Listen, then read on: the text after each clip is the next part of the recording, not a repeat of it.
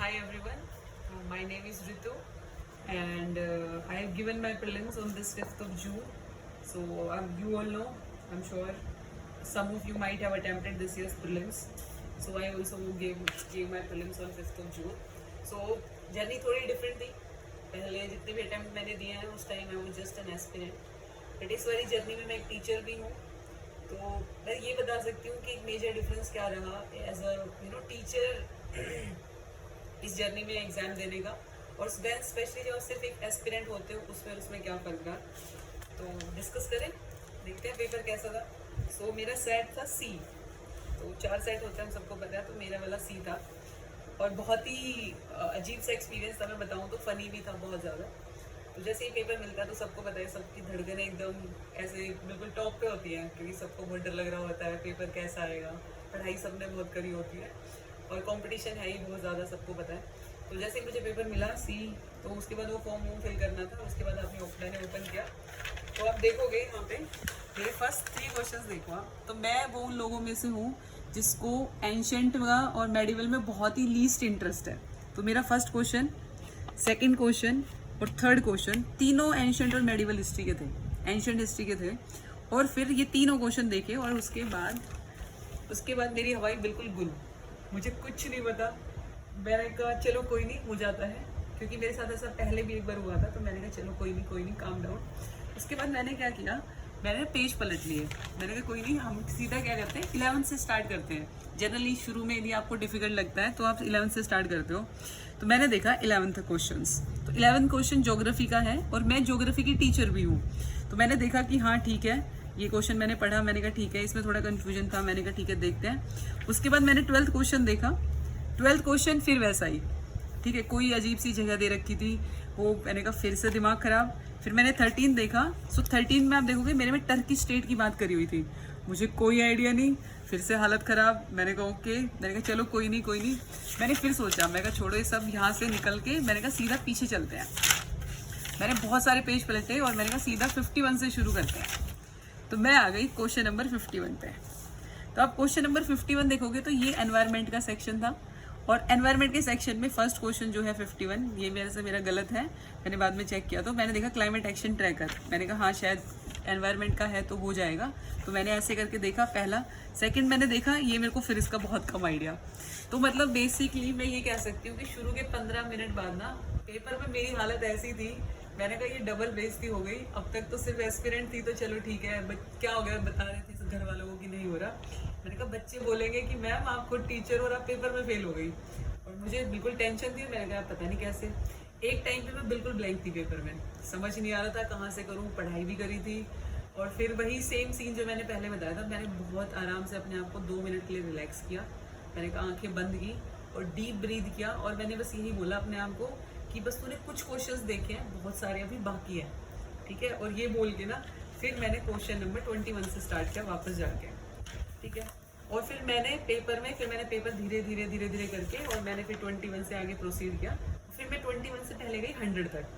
और फिर जब मैं 100th क्वेश्चन पे पहुंची तो मेरे पास टाइम बहुत कम बचा था, ठीक है. जनरली मेरी रीडिंग स्पीड बहुत तेज है और मैं जल्दी पढ़ लेती हूँ, बट इस वाले पेपर में वो ज़्यादा काम आई नहीं, क्योंकि मैं साथ साथ एलिमिनेट करते हुए भी चल रही थी. तो जब मैं 100th क्वेश्चन पे पहुंची तो मेरे पास शायद कुछ 30 या 40 मिनट बचे थे, जिसमें मैंने अभी जो ब्लैंक जो गोले हम जो भरते हैं वो मैंने भरे नहीं थे. तो मैंने सबसे पहले क्या किया, मैंने 80 क्वेश्चन कर लिए थे. उनमें से जो आते थे पहले मैंने उसके जो सर्कल थे वो डार्क कर लिए सारे. और डार्क करने के बाद फिर अब मैं स्टार्टिंग वाले क्वेश्चन देखे, ठीक है. तो उसके बाद मेरे पास बहुत कम टाइम था. उसमें मुझे फटाफट वो क्वेश्चन भी करने थे जो मैं पहले छोड़ के आई थी 1 से 20, और वो भी करने थे जिसमें मैं 2 एलिमिनेट कर पाई थी या 1 एलिमिनेट कर पाई थी. और मतलब तुम लोग सरप्राइज हो जाओगे बात सुन के कि मेरे सबसे ज़्यादा वही क्वेश्चन सही है जिसपे मैंने सबसे कम टाइम दिया था, ठीक है. मतलब मैक्सिमम क्वेश्चन वही सही थे जिसपे मैंने ऐसे जल्दी में प्री फेस पे बस देख के अच्छा हाँ शायद ये होगा, हाँ शायद ये होगा, तो वो वाले क्वेश्चन थे. और मुझे लगता है कि ये जो एक्सपीरियंस है ना सबका ऐसा ही रहता है. यदि आप पिछले साल के टॉपर को भी यदि आप दोबारा पेपर देने बिठाओगे ना तो वो भी कभी श्योरिटी से ये नहीं बोल पाएगा कि हाँ भाई मैं तो कार्ड निकाल लूंगा या निकाल लूंगी. ऐसा कोई होता ही नहीं है, क्योंकि यही प्री है और शायद यही फीलिंग सबके साथ ही सेम होती है. मतलब आप इस जर्नी में बिल्कुल डिफरेंट नहीं हो. मैं खुद एक टीचर कह के होके बात कह रही हूँ कि वहाँ ज्योग्राफी के क्वेश्चन ऐसे थे जो मुझे नहीं आते थे, ठीक है. क्योंकि ऐसा जरूरी नहीं है कि यदि आप ज्योग्राफी के टीचर हो तो आपको सब आता होगा, यदि आप पॉलिटी के हो तो ऐसा कोई फन्ने का नहीं होता, सब इंसान है। और एक और चीज़ बहुत अच्छी हुई, मुझे लगता था कि मैं जो पेपर निकाल पाती हूँ ना, या बहुत सारे लोग वो एलिमिनेशन बेस निकाल पाते हैं। और इस बात में तो मतलब यूपीएससी ने दिल जीत लिया कि वो आपको कभी भी ना सरप्राइज करने से नहीं रुकेंगे। आप जब एक्सपेक्ट करके जाओगे ना कि शायद पिछली बार भी एंशिएंट इंडियन हिस्ट्री आई थी, इस बार शायद ज्योग्राफी आई, कुछ हो रहा है, आपको ऐसी चीज में सरप्राइज कर देंगे कि आप ये तो भूल ही जाओ कि किस सब्जेक्ट से कम आएंगे या ज्यादा। एलिमिनेशन ही खत्म कर दिया। इस बार आपने एक नई चीज सबने देखी होगी, आप लोगों ने पेपर देखा है, तो नहीं देखा तो यहाँ पे देखो, यूपीएससी ने इस बार एक नया तरीका देखा है। Only 1 pair, only 2 pair, only 3 pair. अब बता दो, आप इसका आंसर सिर्फ तभी कर सकते हो जब आपको चारों बताओ, ठीक है, वरना आप बता ही नहीं पाओगे। तो मतलब इस तरह से ना पेपर को एक अलग लेवल पे जो ले जा सकते हैं ना, वो सिर्फ यूपीएससी ही कर सकती है। वरना आप जितने भी आप एग्जाम है, एसएससी का ले लो, बैंक का ले लो, कोई भी एग्जाम आप देखोगे ना, तो सबकी कट ऑफ ना, बस एसएससी में तो क्या है, इतना बुरा हाल है कि नॉर्मलाइजेशन के बाद ना जो टोटल मार्क्स है उससे भी ऊपर कट ऑफ चली जाती है। 200 का पेपर है तो 225 चली जाएगी, इतना बुरा हाल है। पर यूपीएससी अकेला ऐसा पेपर है कि बच्चों से 44% मार्क्स नहीं लिए जा रहे। लास्ट ईयर की कट ऑफ 87 गई जनरल कैटेगरी की, तो सोचो किस लेवल का पेपर आता है। तो ये एक बहुत अच्छी बात है, और ये ऐसे ही होगा। आप इस साल सोच रहे हो कि शायद अगली बार और अच्छे से प्रिपेयर करके पेपर दूंगा या दूंगी, अगली बार भी ऐसा ही होगा, कुछ और नया होगा, ये नहीं होगा तो। और हाँ, एक चीज और बहुत अच्छी थी या बुरी थी पता नहीं, इस बार साइंस एंड टेक का बहुत पोर्शन आया था। मतलब आई थिंक 18 से 20 क्वेश्चन ऐसे थे जो साइंस एंड टेक के थे, और इको का भी बहुत ज्यादा क्वेश्चन आया था। बट मुझे लगता है कि इको के बारे में तो एक चीज जो मैं आप लोगों सबको बताऊंगी वो ये है कि इको ऐसा है ना कि यदि आपको कंसेप्ट आता है तो आप क्वेश्चन कर लोगे। इको में आपको कुछ रटने की जरूरत नहीं, कोई करंट अफेयर की जरूरत नहीं, आपको बेसिक समझ में आना चाहिए कि डिमांड क्या है, सप्लाई क्या है, उसका मार्केट में कैसे इम्पैक्ट पड़ेगा, आरबीआई का रोल क्या है। यदि आपको बेसिक क्वेश्चन आते तो मेजोरिटी ऑफ द क्वेश्चन आप वहीं से कवर कर पाओगे। तो कुछ, हाँ एक और चीज, कुछ क्वेश्चन ऐसे थे जो बहुत ही कॉमन सेंस से कर लिए मैंने, और तुक्का भी कह सकते हो, स्मार्ट गैस भी कह सकते हो, सबका अपना अपना है। जैसे मेरा एक 4th क्वेश्चन था, इसमें दिखाना एक बार, देखो ये 4th क्वेश्चन था। इसमें इन्होंने पूछा था योग वशिष्ठ के बारे में। तो मुझे कोई आइडिया नहीं था, मैंने पहले ही बताया कि एंशिएंट में तो मतलब घना हाथ तंग है मेरा बहुत ज़्यादा। तो पहले मैंने इसको हिंदी में पढ़ा, फिर यहाँ पे हिंदी में मैंने देखा तो यहाँ पे लिखा हुआ योग वशिष्ठ, ठीक है। और इसमें दुआ पूछा था कि ये जो किसके राज्यकाल में ये हुआ था, जो योग वशिष्ठ थी, इसको ट्रांसलेट किया गया था पर्शियन में, ठीक है। किसके द्वारा? निजामुद्दीन, कोई पानीपति होगा इसने, तो किसके शासनकाल में किया था। तो इसमें ना स्मार्ट गैस यूज करा। मैंने कहा औरंगजेब तो ये कर ही नहीं सकता, हमें पता है औरंगजेब तो बहुत ही एंटी था, और ये नाम से ना थोड़ी हिंदू सी चीज लग रही थी, जैसे कि योग वशिष्ठ में भी रिलेटेड टू सम योगा होगा। तो मैंने कहा ये तो हो नहीं सकता, इसको तो मैंने सबसे पहले एलिमिनेट किया। मैंने कहा अब जो हुमायूं का शासनकाल था, मैंने कहा हुमायूं तो 15 साल तो एग्जाइल में ही था, ये 15 साल तो ये देश से बाहर ही था, बेचारा भाग रहा था, अपनी जान बचा रहा था। अब शाहजहां की और अकबर की बात आती है, तो शाहजहां जो था ना, इसका यदि आप इसके बारे में थोड़ा बहुत भी आपने कुछ नहीं पता तो आपको पता होगा, मेजोरिटी ऑफ इसने काम ना कंस्ट्रक्शन पे किया, जैसे आगरा वाला, जैसे ताजमहल, रेड फोर्ट वाली चीजें। ये ना लिटरेचर में इतना था नहीं, सिर्फ अकबर ही ऐसा नाम था जिसने मतलब इसको दुनिया भर की चीजें चाहिए थी, इसने उधर से पादरी भी बुला लिए चर्च से, और बाकी सब भी कर लिया। तो ये एक स्मार्ट गैस मानती हूँ मैं, ये योग वशिष्ठ वाला जो था ये एक स्मार्ट गैस थी। और ऐसे बहुत सारे क्वेश्चन थे जो इस बेसिस पे हो रहे थे, बहुत सारे गलत भी हुए। इनफैक्ट जिनमें मैं 50% एलिमिनेट करवाई उनमें भी बहुत सारे गलत हो गए। पर मुझे लगता है बट ये सबके साथ होता है, ऐसा कभी नहीं होगा कि यदि आप 50% एलिमिनेट कर पाए तो आपके सारे सही हो जाएंगे। बट हाँ एक चीज़ है, यदि आप आधा एलिमिनेट कर पाए तो आपके ओवरऑल रिजल्टेंट जो होगा ना वो पॉजिटिव होगा हमेशा, ठीक है। एक तो ये बात है, और दूसरी मैं बहुत बड़ा एग्जाम्पल हूँ इसका, मैं बता सकती हूँ, मुझे भी नहीं पता भी रिजल्ट क्या होगा। बट हाँ ये ज़रूर है कि पेपर में जब तक हार नहीं माननी, जब तक पूरा 2 घंटे का टाइम हो के आपसे पेपर चला ना जाए, ठीक है, जब तक बिल्कुल ऐसे हताश नहीं होना, चाहे तुम्हें 25 क्वेश्चन ना आते हो। क्योंकि अभी याद रखो यूपीएससी को सिर्फ 87 नंबर चाहिए, 87.87, ठीक है। इतने नंबर तो तुम कितने भी क्वेश्चन में ले सकते हो, ऐसा ज़रूरी नहीं कि 100 के 100 करोगे तो ही लोगे। और एक जो बहुत चलता था एलिमिनेशन का तो खैर इतने मीम बन गए अब एलिमिनेशन पे, RIP एलिमिनेशन, ये एलिमिनेशन, वो सब तो तुम लोगों ने देख ही लिए होंगे। तो ये सीन रहा, और एक्सपीरियंस बस ये अलग रहा है एज अ फैकल्टी। तो देखो मुझे तो ये लगता है कि यदि आप सारी चीज़ों को एनालाइज करोगे, जैसे इस बार एलिमिनेशन की जो टेक्निक थी उसका भी बेचारे का बड़ा हाल कर दिया यूपीएससी ने।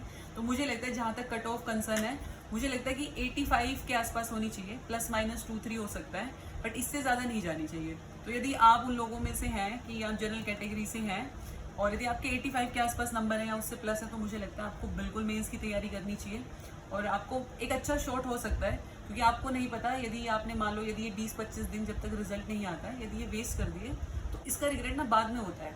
यदि मान लो क्लियर हो भी गया तो आपके पास फिर बहुत दिक्कत हो जाएगी, क्योंकि टाइम वैसे इतना लिमिटेड होता है मेंस में, तो हार्डली 90 डेज का मिलता है, उसमें से 20-25 दिन यहाँ चले जाएंगे तो बचे कितने 60-70 दिन।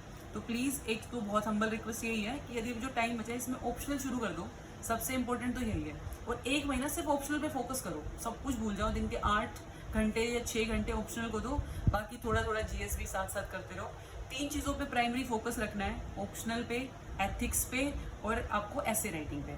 1 महीने में ना ये तीनों को, these are the low hanging fruits जिसको हम बोलते हैं यूपीएससी में, ये वही है। मतलब बेसिकली तुमने इन पे पार पा ली तो हो जाएगा।